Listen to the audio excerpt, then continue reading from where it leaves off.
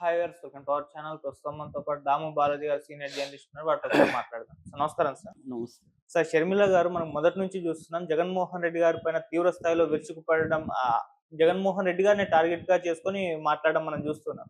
ఇప్పుడు గవర్నర్ గారిని కలిసింది, అరెస్ట్ చేయాలి జగన్మోహన్ రెడ్డి గారిని అని చెప్పేసి ఆమె కోరుతుంది. ఎందుకు ఇప్పుడు అరెస్ట్ చేయాలని కోరుతున్నది? అసలు షర్మిల గారి ఉద్దేశం ఏంటి? ఈ ఏపీ రాజకీయాల్లో జగన్మోహన్ రెడ్డి గారిని ఏం చేద్దామని చూస్తుంది? మీ ఒపీనియన్ ఏంటి సార్ మొత్తం షర్మిల గారిని చూస్తే? షర్మిల నిన్న గవర్నర్ అబ్దుల్ నజీర్‌ని కలిసింది. కలిసి ఇలాగా జగన్ ఇట్లా అవినీతికి పాల్పడినట్టుగా అమెరికన్ ఏజెన్సీస్ నిరూపించాయి. సో, జగన్‌ని అరెస్ట్ చేయండి. చేయమని మీరు ఇది చేయండి. అట్లాగే జగన్ చేసుకున్న ఒప్పందాలని రద్దు కోసం మీరు గవర్నమెంట్‌ని ఆదేశించండి. రద్దు చేయమని చెప్పండి. అంటే ఫర్ ఎగ్జాంపుల్ గంగవరం పోర్టు 9 కోట్ల విలువ చేసే పోర్టు 640 కోట్లకే అదానికి కట్టబెట్టాడు. మేము పార్లమెంట్‌లో కూడా దీని మీద పోరాడుతున్నాం. అదానీ జగన్‌కి ఆహ్, లంచం ఇచ్చినట్టు అమెరికన్ ఏజెన్సీలు చెప్పాయి. కాబట్టి ఇది చేయండి అని ఆమె పోరాడుతుంది. అంటే గత కొంతకాలం నుంచి ఆమె అదానీ మీద కంటే కూడా జగన్‌ని టార్గెట్ చేసి మాట్లాడుతుంది. జగన్‌ని చేయమని చంద్రబాబుని ప్రెజర్ చేసి ఆమె ఒక ర్యాలీ కూడా తీసింది. జగన్ మీద కేసులు పెట్టండి, జగన్ అరెస్ట్ చేయండి, 1750 కోట్లు జగన్ లంచం తీసుకున్నాడని ప్రూవ్ అయిపోయింది. ప్రూవ్ అయిపోయినప్పుడు మీరెందుకు అరెస్టులు చేయలేదు? మీరేమన్నా కుమ్మక్కయ్యారా? ఇలాగా చంద్రబాబు మీద కూడా ప్రెజర్ తీసుకొస్తుంది ఆమె. అట్లాగే నిన్న గవర్నర్‌ని కూడా కలిసింది. ఇప్పుడు అనేక అంశాలు దీంట్లో ఉన్నాయి. ఒకటి, అదాని మీద వాళ్ళు పార్లమెంట్లో కూడా కాంగ్రెస్ పార్టీ అడ్జర్న్మెంట్ మోషన్ నిన్న ప్రవేశపెట్టింది. అందులో జగన్‌ని వాళ్ళు టార్గెట్ చేశారు. సో, దీని మీద విజయసాయి రెడ్డి కూడా ట్వీట్ చేశాడు. వీళ్ళు కేవలం ఇప్పుడు మొత్తంగా 4 స్టేట్లకి వాళ్ళు అంటే ఆంధ్రప్రదేశ్, తమిళనాడు, ఒరిస్సా, ఛత్తీస్‌గఢ్ 4 స్టేట్లు, ఒక కేంద్రపాలిత ప్రాంతం జమ్మూ కాశ్మీర్. కేంద్రపాలిత ప్రాంతం అంటే అది సెంట్రల్ గవర్నమెంట్ ఆధ్వర్యంలో నడుస్తుంది. ఎందుకంటే అక్కడ లెఫ్టినెంట్ గవర్నరు సెంట్రల్ గవర్నమెంట్ నియమించిన వ్యక్తే ఉంటాడు. ఒక రకంగా అది సెంట్రల్ గవర్నమెంట్ ఇదిలో ఉన్నప్పుడు, అంటే బీజేపీ ఆధ్వర్యంలో నడిచే ప్రభుత్వానికి వాళ్ళు డబ్బులు ఇచ్చారు అదాని. ఇటు ఛత్తీస్గఢ్లో ఎవరున్నారు? కాంగ్రెస్ ప్రభుత్వమే కదా ఉంది అక్కడ. కాంగ్రెస్, జేఎంఎం కాంగ్రెస్ ప్రభుత్వమే అక్కడ ఉంది. సో, కాంగ్రెస్ ప్రభుత్వం ఉన్న చోట ఇచ్చినారు కదా, మరి దాని ఎందుకు కాంగ్రెస్ పార్టీ మాట్లాడట్లేదు? అట్లాగే తమిళనాడులో ఎవరున్నారు? స్టాలిన్ ఎవరు? మేము మిత్రపక్షమే కదా, ఇండియా కూటమే కదా. మరి స్టాలిన్ గురించి ఎందుకు ఈమె కానీ కాంగ్రెస్ పార్టీ కానీ మాట్లాడట్లేదు?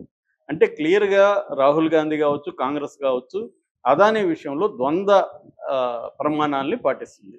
వాళ్ళు జగన్ 1750 కోట్లు ఇచ్చామని చెప్పారనుకోండి, ఎవడు పేరు చెప్పలే. వాళ్ళు యాక్చువల్గా ఏంటంటే ఫారిన్ అఫీషియల్ నెంబర్ 1 అని ఆంధ్రప్రదేశ్ అని చెప్పారు. మామూలుగా అందరికీ తెలిసిందే, ఆంధ్రప్రదేశ్లో 2019 వరకు 19 నుంచి 23 వరకు ఎవరున్నారంటే ఈయనే. అది ఓకే.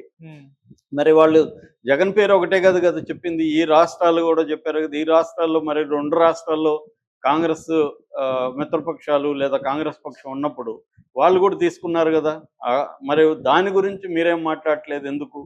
ఇదే షర్మిల మరి దాని గురించి కూడా మాట్లాడాలి కదా. అక్కడున్న సీఎంలను కూడా అరెస్టులు చేయాలని మాట్లాడలేదు కదా.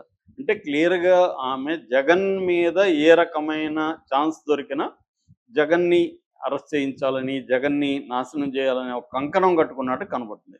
దీని మీద కాంగ్రెస్లోనే విమర్శలు వస్తున్నాయి. అంటే ఈమె కాంగ్రెస్ అజెండాను పక్కన పెట్టి, కాంగ్రెస్ అజెండా ఏంటి? ఎన్డీఏతో కాంగ్రెస్ పోరాడాలి. అది ఫెయిల్ అవుతూ ఉంది. ప్రతి రాష్ట్రంలో ఫెయిల్ అవుతూ ఉంది. మహారాష్ట్రలో ఫెయిల్ అయింది, హర్యానాలో ఫెయిల్ అయింది.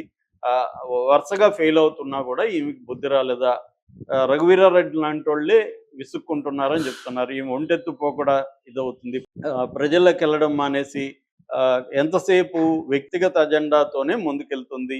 జగన్ను మాత్రమే టార్గెట్ చేస్తుంది తప్ప ప్రజల్లో దగ్గరికి వెళ్ళడం, పార్టీని నిర్మించడం ఇవన్నీ ఆమె చేయట్లేదు అనేది కాంగ్రెస్లోనే విమర్శలు వస్తున్నాయి.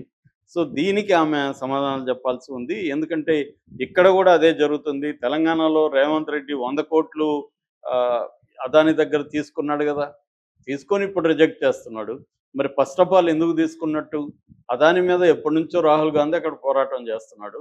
మరి అదాని ఇచ్చే విరాళం తీసుకోకూడదు కదా!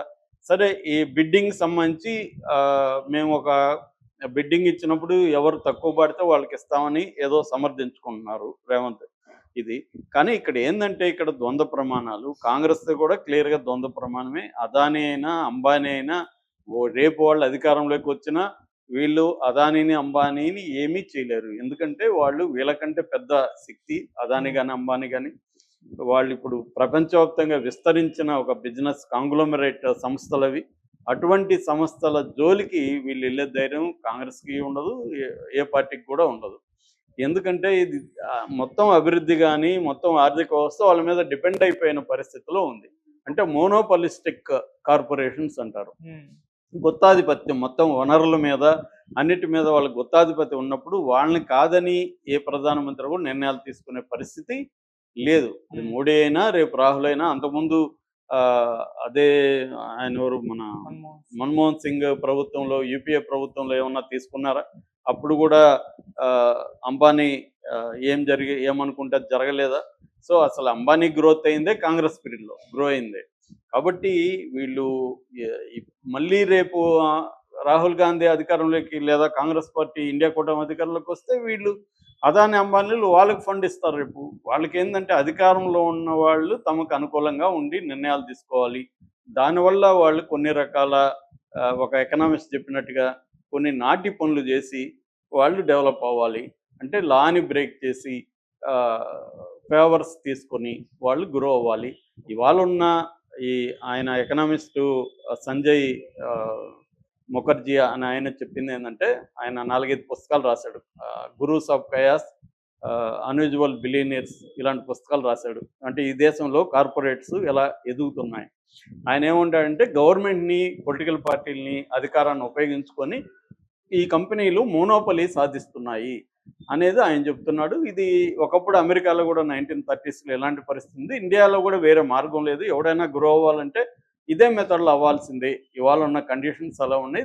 ఇది మారడానికి ఆయన ఇంకొక 20, 30 ఏళ్ళు పట్టొచ్చు అనేది ఆ ఎకనామిస్టు రీసెర్చ్ చేసి రాసింది.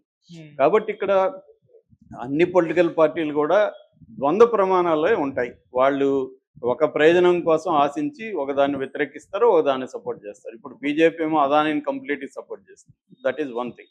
సెకండ్ థింగ్, నిన్న ముకుల్ రోహత్గి అనే ఒక సీనియర్ అడ్వకేట్, ఆయన మనకి ఆల్రెడీ మనం చాలాసార్లు చెప్పుకున్నాం. ఆయన చెప్పింది ఏంటంటే అసలు justice department, American justice department కావచ్చు, ఎఫ్బిఐ కావచ్చు, వీళ్ళు పెట్టిన ఆ ఇండైట్మెంట్ అంటే ఛార్జ్ షీట్ అనుకుందాం మన భాషలో. ఛార్జ్ షీట్‌లో అదాని పేరే లేదు. అట్లాగే ఎవరికి లంచం ఇచ్చారని వాళ్ళ పేర్లే లేవు. పేర్లే లేనప్పుడు వాళ్ళు వీళ్ళ మీద చర్యలు ఏం తీసుకుంటారు? కాబట్టి జగన్ పేరు లేదు, జగన్‌కి లంచం ఇచ్చిన ఎవరు ఇచ్చారనేది పేరు లేదు.